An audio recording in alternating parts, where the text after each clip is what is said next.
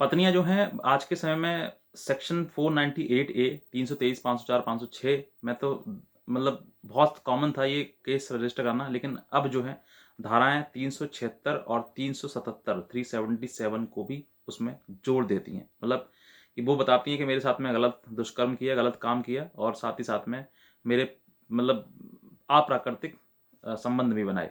तो ये सब चीज़ें जो हैं वो ये पत्नियाँ जो हैं आजकल इन सब का बहुत ज़्यादा मिसयूज़ कर रही हैं। ऐसा है कि क्योंकि घर परिवार में सब ये सब चीज़ें चीज़ें समझना और सोचना हालाँकि कुछ ऑड है, मतलब कुछ डिफरेंट ही है।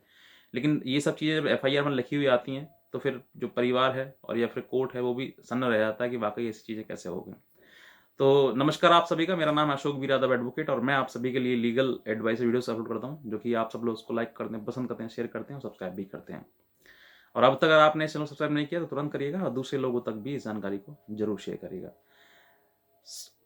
तो अब मैं बताता हूँ आपके लिए कि जैसे कि अगर आपकी पत्नी ने, हालाँकि देखिए लड़ाई झगड़े सब जगह होते हैं, हर परिवार में, हर घर, ऐसा कोई घर नहीं है जहाँ लड़ाई झगड़े ना होते हों, लेकिन ये लड़ाई झगड़े एक दूसरे को नीचा दिखाने के लिए या फिर उसकी ज़िंदगी बर्बाद करने के लिए होते हैं, या फिर समाज में पति को नीचा गिराना, या फिर वो पत्नी अपने हिसाब से उसको चलाना, या फिर अपने उसको अपने मतलब ससुराल को अपने हिसाब से जैसे वो कहे वैसे करे। ऐसा बहुत महिलाएँ हैं जो ऐसा सोचती हैं कि मैं नहीं झुकूँगी और मेरे आगे ये सब लोग सब झुकें। और नहीं झुकेंगे तो उसके लिए मैं कुछ भी हथकंडे अपना सकती हूँ, किसी प्रकार से भी कोई भी झूठ बोल सकती हूँ।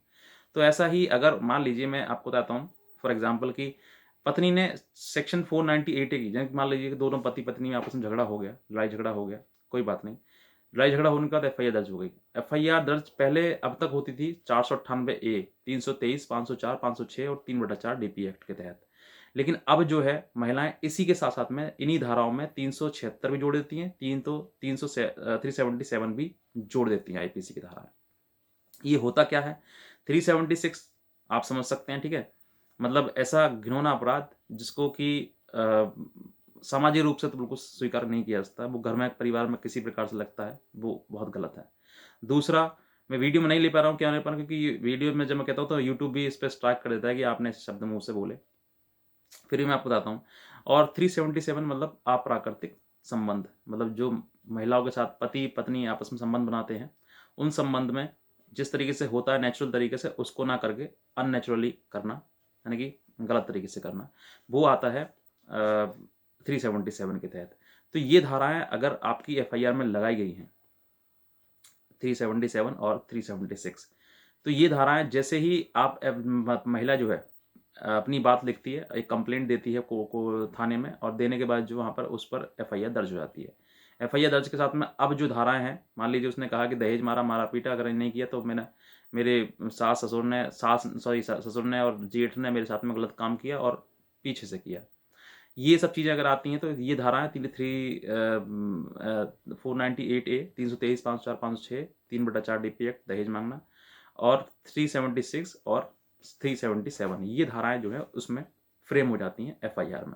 जैसे ही ये एफआईआर आती है, पति जो है पूरी बिल्कुल पति, ससुर, जेठ जितने भी हैं उन्होंने नाम दिए, तुरंत गिरफ्तारी होती है उनकी, क्योंकि अब जो है धारा 377 और 377 ये आईपीसी की धाराएँ जो हैं, ये सेक्शंस उसमें जोड़ दिए गए हैं, जो कि अपने आप में एक हीनियस क्राइम है, यानी कि बहुत बड़ा क्राइम है। जिस तरीके से इन्वेस्टिगेशन होता है, क्योंकि अब जो है जो पत्नी है उन्होंने इतना झूठ लिख दिया है कि कोर्ट थाने को जो है, आईओ को जो है इन्वेस्टिगेशन प्रॉपर्ली करना होता है, और इसमें स्टेटमेंट भी लिया जाता है, रिकॉर्ड किया जाता है मजिस्ट्रेट के सामने कि आपके साथ में क्या-क्या हुआ। लेकिन यहाँ पर मैं आपको बताता हूँ, जैसे ही इन्वेस्टिगेशन स्टार्ट होता है तो 377 के लिए, मतलब फ्रेम करने के लिए, हालाँकि एफआईआर में तो लिखी जाती है वो, क्योंकि उसने कंप्लेंट दी है, कंप्लेंट में ऐसा है, कंप्लेंट जो कही है उसने, उसके आधार पर एफआईआर दर्ज होती है। और फिर इन्वेस्टिगेशन पूरा करने के बाद, उसके बाद इन्वेस्टिगेशन में क्या सत्य है, क्या सही है, क्या गलत है, उसके बाद चार्जशीट लगती है। तो चार्जशीट में जो धाराएँ हैं, यानी कि जब जैसे ही इन्वेस्टिगेशन होता है, तो सिर्फ 377 और 376 यानी कि 376 इनके लिए ग्राउंड होना चाहिए मेडिकल। मेडिकल में अगर आता है, मेडिकल में वाक़ई ऐसी जाती है, क्योंकि पति-पत्नी का तो कोई संबंध नहीं है ऐसी गलत तरीके से। वो अपने शारीरिक संबंध आप आपस में बना सकते हैं। लेकिन जहाँ पर बात आती है ससुर की या फिर जेठ की, तो वो गलत है किसी प्रकार से। तो यहाँ पर अगर उसने किया है तो वो मेडिकल शो करती है कि मेरे साथ में ये हुआ है। अगर मेडिकल पत्नी नहीं देती है और 100% क्या 99 पॉइंट समझ के लिए कि मेडिकल इसमें नहीं होता, क्योंकि ये सब फ्रेम होती है, झूठी कहानी होती है। 376 जो ससुर पर या फिर किसी प्रकार से जेठ पर लगाई जाती है, तो इसके बाद वो मेडिकल बनाया जाता है। तो मेडिकल में उसमें कुछ मेडिकल होता ही नहीं है, सिर्फ वही कहानी होती है। तो वो अब जो है चार्जशीट में, यानी कि एफआईआर के बाद चार्जशीट जो लगेगी, उस चार्जशीट में 376 और 377 ये दोनों धाराएं नहीं होंगी। यानी कि इनको आईयू के पास पावर है कि वो उनको इन धाराओं को काट सकता है, निकाल सकता है, कि इसमें इन्वेस्टिगेशन के दौरान मतलब कोई भी ऐसा तथ्य नहीं मिला, ऐसी कोई भी एविडेंस सबूत नहीं मिला जिसकी वजह से हम इसमें 377 और 376 को फ्रेम किया जाए। तो जब कोर्ट में चार्जशीट जाती है तो जो कोर्ट में 376 उसमें होती ही नहीं है, यानी कि 377 और 376 होती ही नहीं है। नहीं होती है तो बचा गया सेक्शन 498 है, 323/5/6 और 3/4 डीपीए एक्ट, ये बची आप धारा। अब ये इसमें ये जो आपका केस है बहुत ही ज़्यादा हल्का हो गया। अब इसमें आसानी से बेल भी हो जाएगी, आसानी से आपको कोई दिक्कत भी नहीं। अब मैं आपको बताता हूँ कि ये रद्द कैसे होगा, क्योंकि अब तक जो है इसने एफआईआर लिखवाई, अब एफआईआर को रद्द कैसे होगी। ये धाराएं जो है आपकी एफआईआर में कॉमनली मिल जाएंगी, लेकिन अगर ये धाराएं हैं और इसमें से ये हट गई हैं तो फिर आपके पास ग्राउंड बन जाता है। अब देखिए, जब थानेदार ने मतलब जो आईओ है उसने इन्वेस्टिगेशन किया और उसको पता लगा कि इसमें 377 और 377 जो है वो बिल्कुल धाराएं नहीं है इसमें, और नहीं है इसमें एविडेंस भी नहीं है। तो अब ये जो चार्जशीट लगी है वो सिर्फ और सिर्फ सेक्शन 498A 303/5/6 और 3/4 में ही अब इसकी एफआईआर चार्जशीट लगी है। अब आपके पास एक राइट और है। आप एक तो ये है इसमें इन्वेस्टिगेशन किया, अब आपको पता लग गया, कोर्ट को भी पता लग गया, थानेदार को भी पता लग गया, आईओ को भी पता लग गया कि ये कहानी जो है वो झूठी है। अब उसने झूठी कहानी पर ये एफआईआर दर्ज करवाई है। तो अब आपको पता लग गया कि इसमें से धाराएं जो खत्म हो गई हैं, निकल गई हैं। तो अब जो है आप एक एसएसपी को एक लेटर लिखेंगे, ये झूठा कहानी है, इसको दोबारा इन्वेस्टिगेशन किया जाए, मतलब फर्दर इन्वेस्टिगेट किया जाए। तो फर्दर इन्वेस्टिगेशन जो पावर है वो एसएसपी को है, एसपी या एसएसपी आपके पास में, वो आदेश कर सकते हैं कि इसमें फर्दर दोबारा से फिर इन्वेस्टिगेशन हो, क्योंकि अब की बार 2 कटी तो हो सकता है अगली बार ये 498 केस ही खत्म हो जाए। तो यहाँ पर जो है फिर अगर आदेश कर देते हैं, आदेश कर दिया जाता है, मोस्टली हो ही जाता है, तो इसमें दोबारा से ये जो पूरी एफआईआर है, एफआईआर पूरा इन्वेस्टिगेशन फिर दोबारा से होगा। और अगर आईओ ने आपने सबूत एविडेंस अगर दिए सही से और आईओ को लग गया कि वाकई इसमें जो ये पूरी कहानी मनगढ़ंत है, कहानी बेकार लगाई जिसने, क्योंकि ये 376 पहले लगा दिया है, इसको हट गया, 377 लगाया था वो भी हट गया, तो अब 498 ही तो रहेगी, 498 ही हट जाएगी, तो फिर केस ही खत्म हो जाएगा। तो फर्दर इन्वेस्टिगेशन में हो सकता है कि आपका ये पूरा मामला ही समाप्त हो जाए। नहीं होता है तो 498 में चार्जशीट लगी जाएगी, कोई दिक्कत उसमें नहीं है।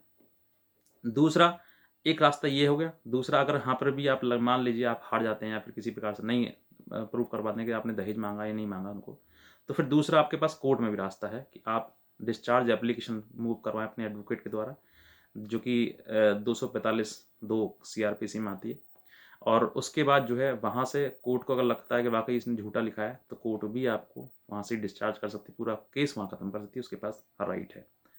तीसरा, अगर आपके पास में यहाँ पर भी मान लीजिए आप किसी प्रकार से लूज कर जाते हैं, नहीं जीत पाते हैं, तो फिर आपके पास रास्ता हाई कोर्ट का है कि हाई कोर्ट में आप जाएं, पूरा रिट पिटीशन को फाइल करवाएं और कहें 482 के तहत आप फाइल करवाएं और बोलें कि हमारे ऊपर जो केस लगाया गया था झूठा था, इसमें कि आईओ द्वारा 376 और 377 आईपीसी को निकाल दिया गया है, क्योंकि वो फ्रेम ही नहीं होता, हमारे पास ऐसा कुछ नहीं है, वो झूठ रहा है। और ये 498 कहानी भी ये झूठी है, इसको भी हमने एविडेंस दिए हैं। आप कोर्ट में भी मतलब हाई कोर्ट में भी अपना इस तरह की चीज़ें बयान या स्टेटमेंट या फिर रिकॉर्डिंग या फोटोज़ वगैरह जो अब तक आप नहीं दे पाए, कोर्ट केस में नहीं लगा पाए, वो आप हाई कोर्ट को भी दिखा सकते हैं, बता सकते हैं। अपने आप को इनोसेंट प्रूव करना है, मतलब गलत आपको ये साबित करना है कि हमने ऐसा कोई भी क्राइम नहीं किया है। और अगर आप ये हाई कोर्ट में प्रूव कर देते हैं कि मैं नहीं किया है, तो हाई कोर्ट भी वहीं से डिसमिस कर सकती है, इस पूरी चार्जशीट को क्वैश कर सकती है। तो ये अधिकार हैं, ये पावर हैं, क्योंकि मैंने ये आपको बताया था कि इस तरह की अगर धाराएं हैं तो आप बेफिक्र होकर अपना केस लड़ें और आप की मतलब एफआईआर वो आसानी से रद्द हो जाएगी। तो ये एक जानकारी थी मेरी तरफ से। अगर आप एक चैनल और है हमारे साथ में लीगल आई के नाम से, जो डिस्क्रिप्शन में उसका लिंक दिया हुआ है, आप उसको भी सब्सक्राइब करें, बहुत सारी उसमें भी आपको वीडियोज़ मिलेंगी। और बस मेरी यही जानकारी थी। बाकी अगर आप ये जानकारी अच्छी लगी है तो उसको भी, चैनल को लाइक करें, सब्सक्राइब करें और दूसरे लोगों तक भी इस जानकारी को जरूर शेयर करें। तो आज का वीडियो देखने लगा, आप सभी बहुत धन्यवाद।